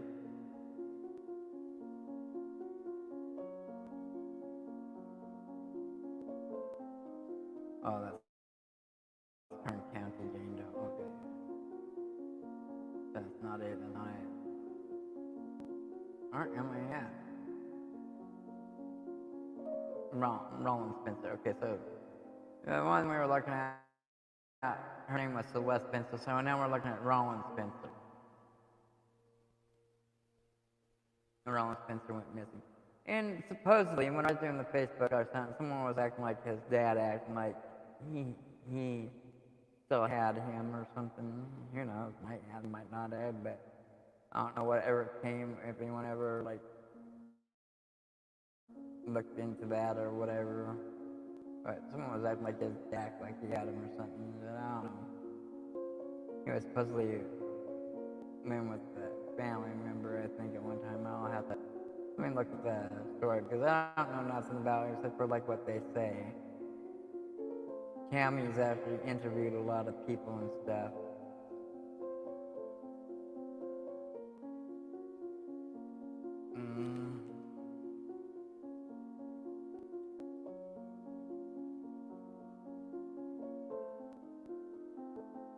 But when you got Celeste Spencer, you should have her son.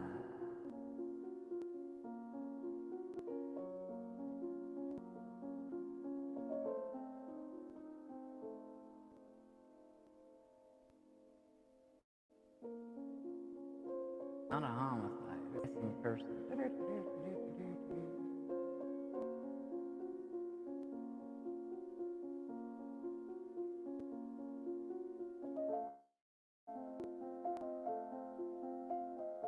Oh, I gotta look somewhere else, I guess. I was hoping that you'd be mentioned there because it's her son. But that wasn't really on her, that's on a bunch of people. Roland's been third.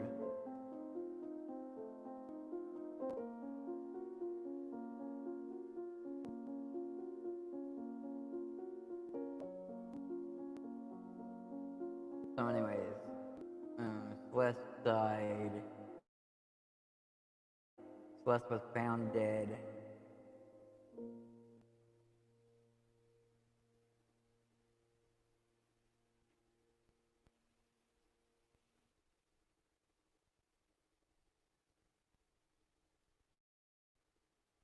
Celeste Spencer.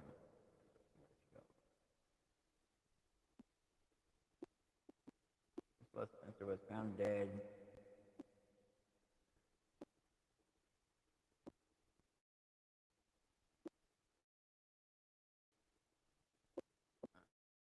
What, 1982 was it? Wait, why are those other ones saying 78? Dude, that's kind of confused me.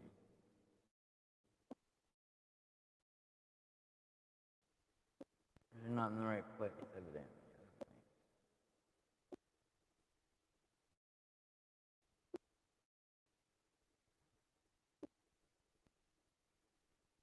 1982.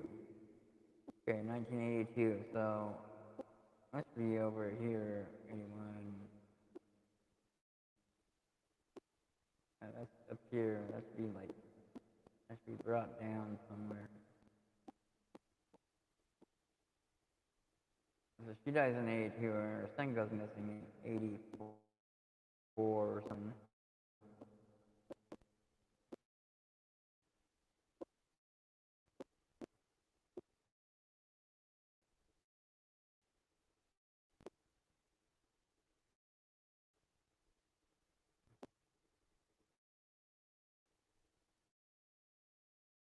Move that thing, because if she's out, if she's not, I gotta come down here or something. This missing in 84.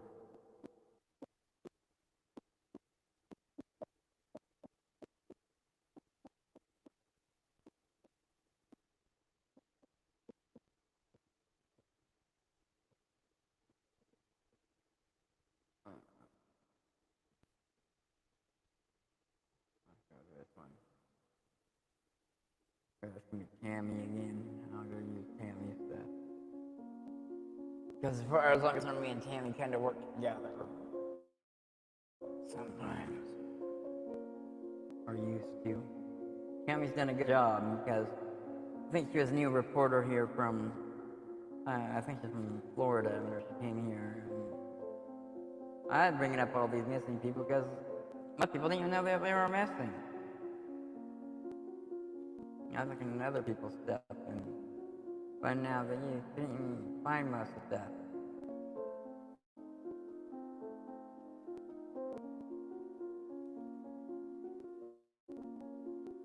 Where is it?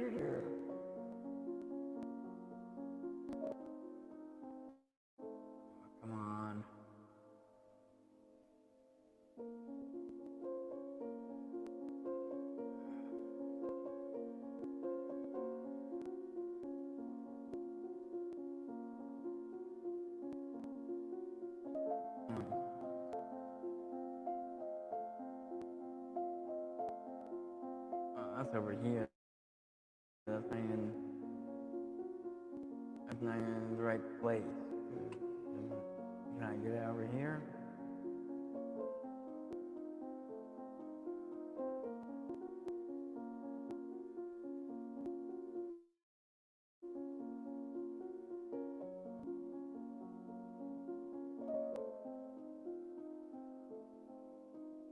Oh, that's what I'm trying to get. Where are we at here? And that's the article we're on? I guess not. Let's see here. How do I get to that?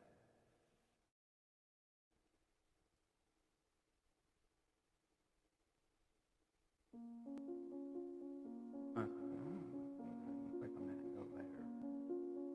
Go that link.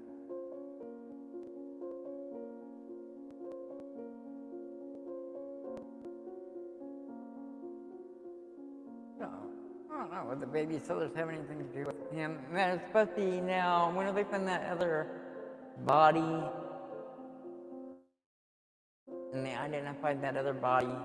I was reading one of those people's things about identifying, and I'm from like Benton or Tri-Cities or whatever.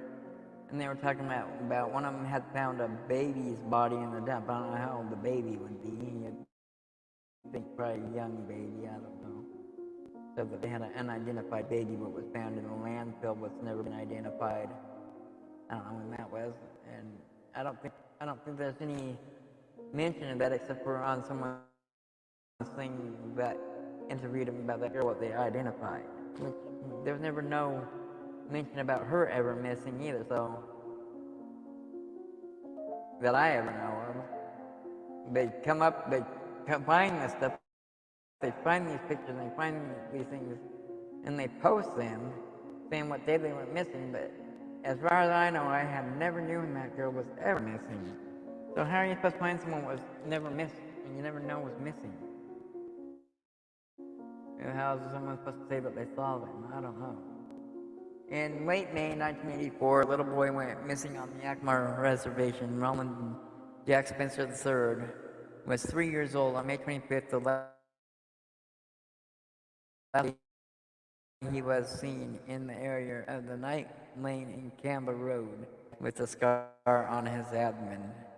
Wore a long-sleeved red t-shirt with white stripes on the sleeves. Brown corduroy pants and tan boots when he disappeared, according to the information. Now, I think, it doesn't say much. You think it's a 4-year-old kid or whatever, but then I think later they say that the kid had problems and stuff. I forget what all the problems were, but it's like, I don't know if this kid was on sight by some of the things supposedly heard or whatever, or what abilities they would have. I don't even know if that's like all true. I don't remember it all because it's been a while what was said. But at first you're just seeing a 4-year-old kid. Yeah, maybe went outside, maybe did this or what. I think someone else said that he had all sorts of like body problems or whatever, so I don't know. Completely disabled and suffering from epilepsy and hearing loss. When last seen would be 39 today. He has been declared legally dead according to the Charlie Project. He was presumed dead on November 6, 2000. Another website says, but his case remains unsolved. Those sites devoted to missing persons cases, along with Jack's National Missing and Unidentified Person System and his profile, all show the same small, grainy photo in providing information about him. Just looking at that picture of Jack, where he's smiling, he looks happy. When in the world could have happened, what in the world could have happened? That little boy would just disappear, asked Janet Frazen, a retired law enforcement officer who created the Lost and Missing in Indian Country page on Facebook and has posted information about Jack and dozens of other missing Native children and youth.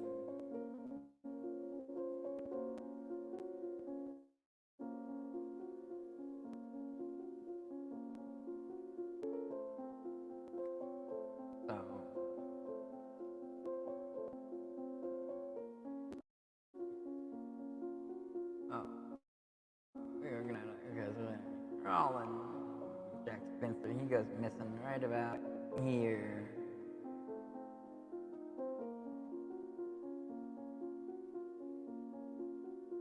May 25th, 1984.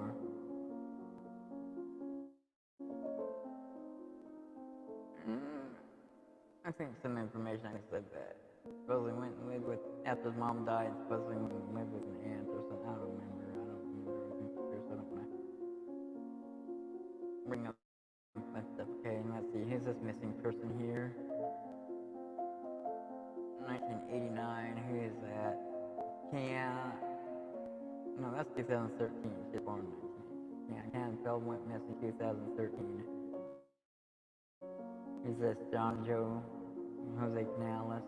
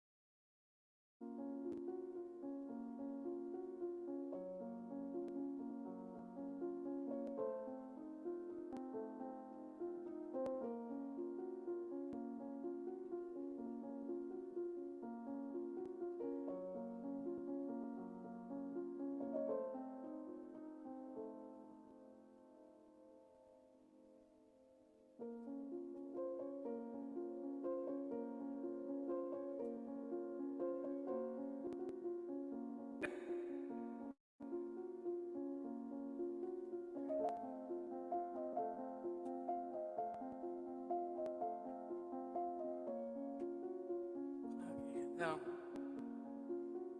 let's see here. Maybe I should put this in the chat or something. Last time I took the chat away. I don't know why I took the chat away last time.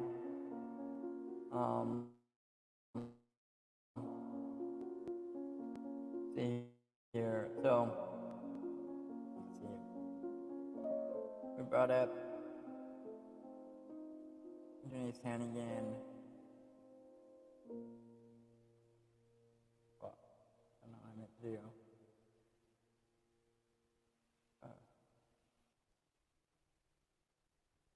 Let's get the last sentence. Screw that up. Janice Hannigan, 1971.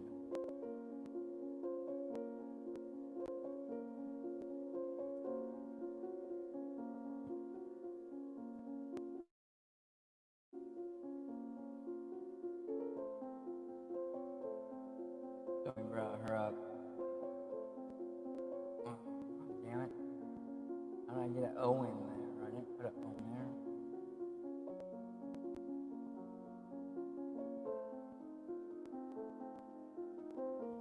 1971 Wapato.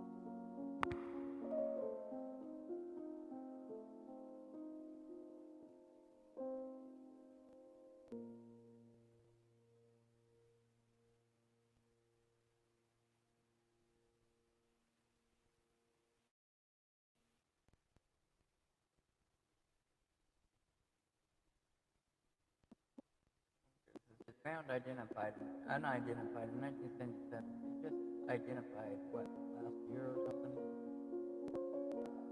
Gosh darn it. I can get the name off the thing. Oh, I'm asking you. What the hell?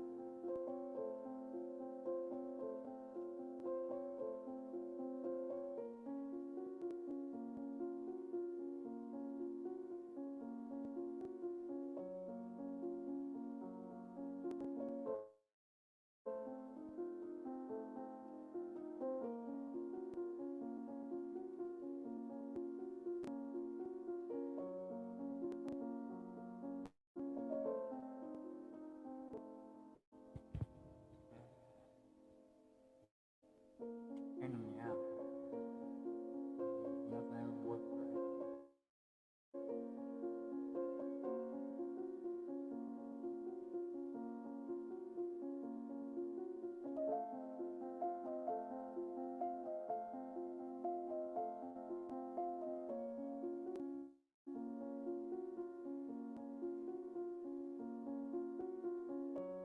Hello, gentlemen.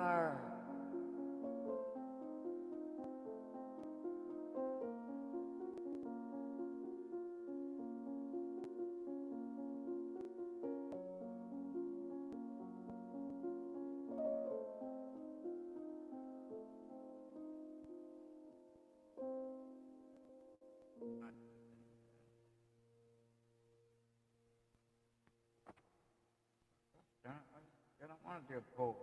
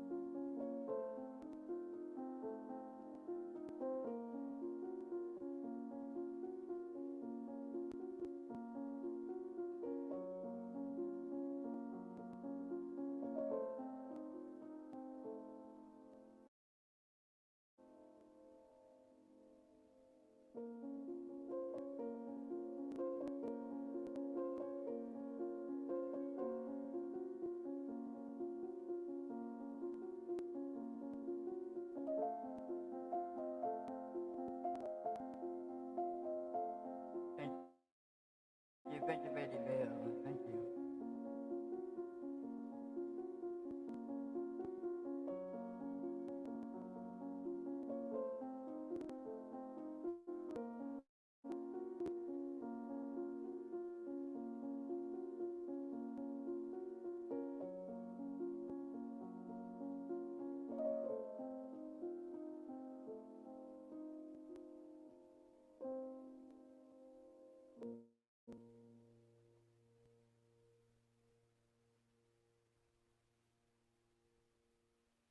Hello, the pizza guy.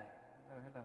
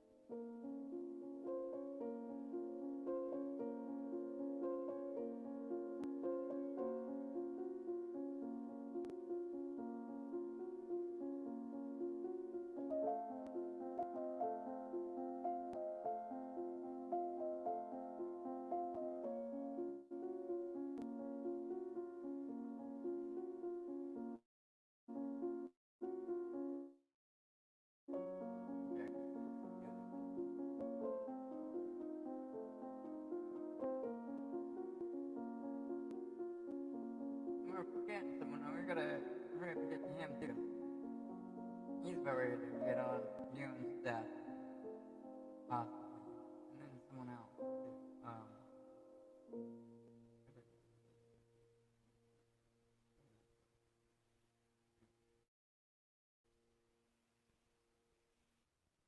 Not the right place.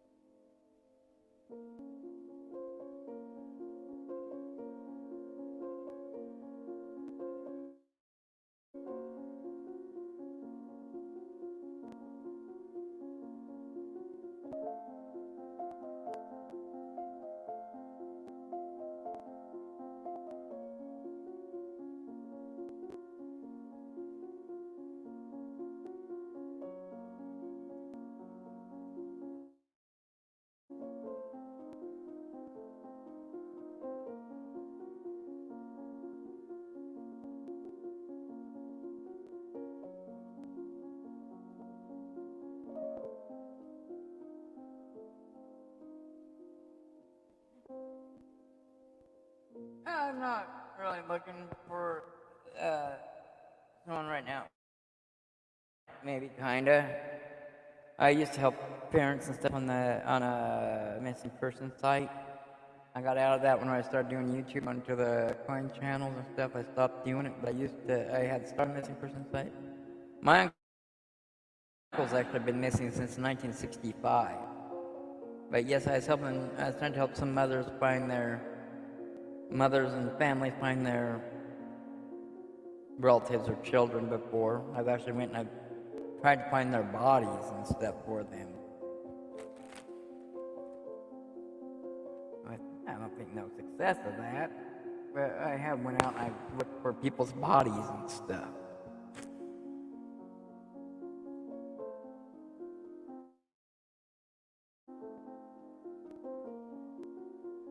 Okay, another thing we're forgetting, because we're gonna get into this pretty soon too.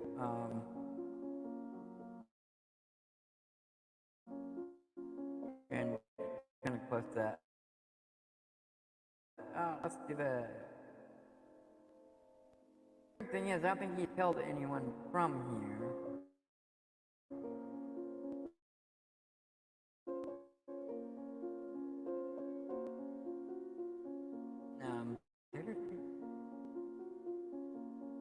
But alright, we had this guy, and I actually met him before he was arrested, probably. Yeah, but he like any of that stuff.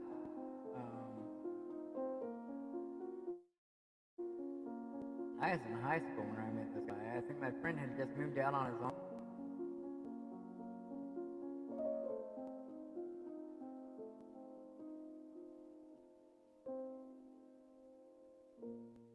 Oh hell, maybe it's just easier to put in the address. Or put in a address close to where it is.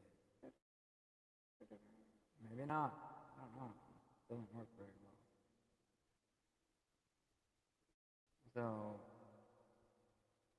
we got so far talked about the Green River one guy, not the Green River Killer, but the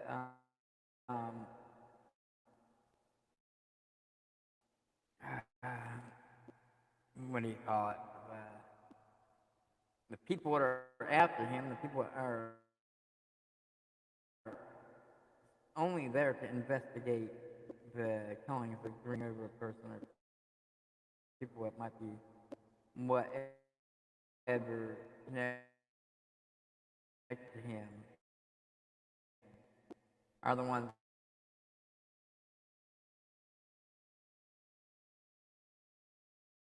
what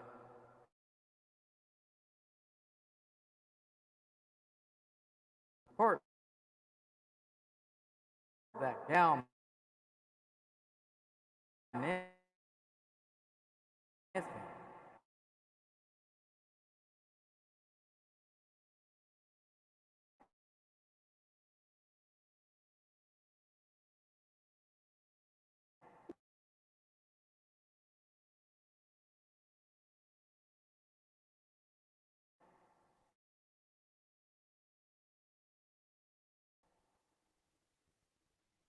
Okay, so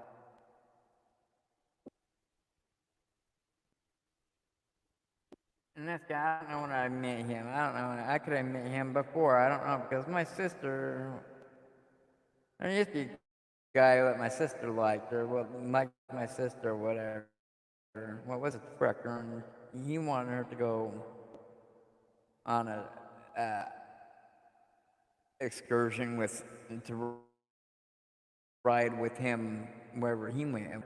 He said his name was Ed, which is, which back then was a motorcycle group. Yeah, there's a guy that came inside. I've always wondered what wanted him. And with him, I mean, an equal rider or something. But I had a chair. I had an old computer chair, and I wobbled around. But the chair was no good. It was like broken or whatever. But this guy's supposed to be a bull rider. And he sat down on this chair, and it was a big tall guy, and it wobbled all over the place. Anyways, but there's all these stories and stuff. I've actually this guy. I met him in the '90s. I might have met him earlier. I don't know, but I met him around the mid '90s. But anyways, there's all these stories and stuff about